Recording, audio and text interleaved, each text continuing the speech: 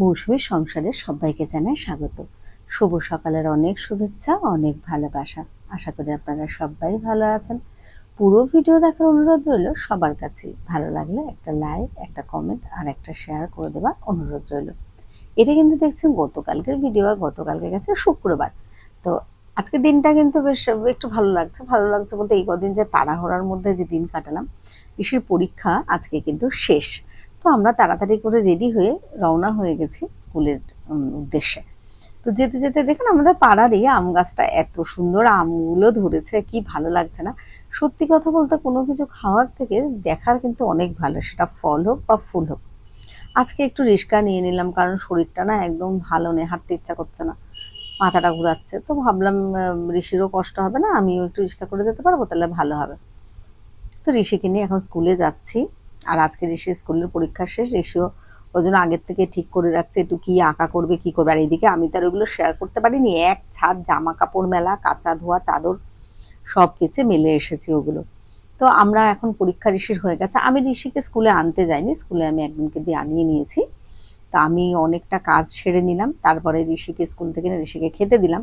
খাওয়া হয়ে গেছে। এইবার দেখুন এই যে এই ভিডিওটা, এটা কিন্তু আমার অবগত ছিল না। মানে উনি কখন ওই টক দই এনে রেখেছিলাম ফ্রিজে, সেদিনকে টক, আমার তো এখন দইয়ের জিনিস মানে দুধের জিনিস খাওয়া বারণ। তো আমি ভালো ছেলেকে জিজ্ঞেস করেছিলাম যে একটু খাবো কিনা টক দই, তো বললো ঠিক আছে খেতেই পারো একদিন একদিন, যেটা আমি জিজ্ঞেস করেছিলাম। তো এবার সেটা ফ্রিজে ছিল, ঋষি ওটাকে নিয়ে ডিপ ফ্রিজে রেখে, মানে এটাকে কি করেছে, আইসক্রিম না কি বুঝতে পারছি না। কিন্তু এখন কিন্তু দেখে সত্যি আমার লোভ লাগছে, দেখুন কি সুন্দর জমেছে না। আবার হাত দিয়ে এটা দেখাচ্ছে, যেটা দারুণ হয়েছে আর কি। এই সব কাণ্ড করে, ফোন তেমনি পায় না হাতে। ওই জন্য তো বলি, অনেকে বলেন না যে আঁকার জন্য একটু ভিডিও দিতে, ওই জন্যই দেই না। এই সব ফোন নিয়ে, ফোন হাতে পেলেই কিছু মানে করে বেড়াবে। তারপরে তো গেম, মানে আরো কত কিছু কিছু সেসব তো আছেই। তারপরে হ্যাঁ, যদিও ফোন হাতে পেলে দেখি পশু পাখিদের যে ভিডিওগুলো দেখে আর একা একা হাসে, আবার অনেক সময় আমাকেও দেখায়, বেশ ভালো লাগে। তো যাই হোক, আজকে কিন্তু ঋষি একটা আঁকা নিয়ে বসেছে। তো এই আঁকাটাও কিন্তু একটা উদ্দেশ্য আছে, সেটা অবশ্যই যখন পুরো কমপ্লিট হবে তখন আপনাদের সাথে আমি শেয়ার করব। তো আঁকাটা আঁকছে, আর এদিকে আমি রাজ্যের যে জামা কাপড় ছিল ওইগুলো সব তুলে এনে গুছিয়ে টুছিয়ে এদিকে কাজ সারতে থাকছি।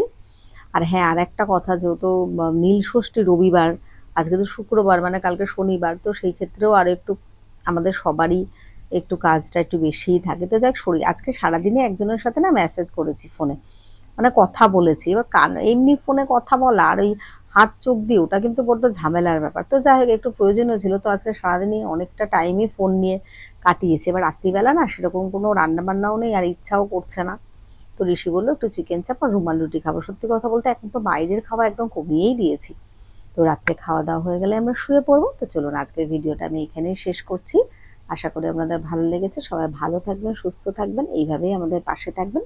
চোখ রাখুন পরের ভিডিওতে। আর হ্যাঁ, ঋষির আঁকা কিন্তু এবার দেবো একটা একটা করে। চলুন টাটা।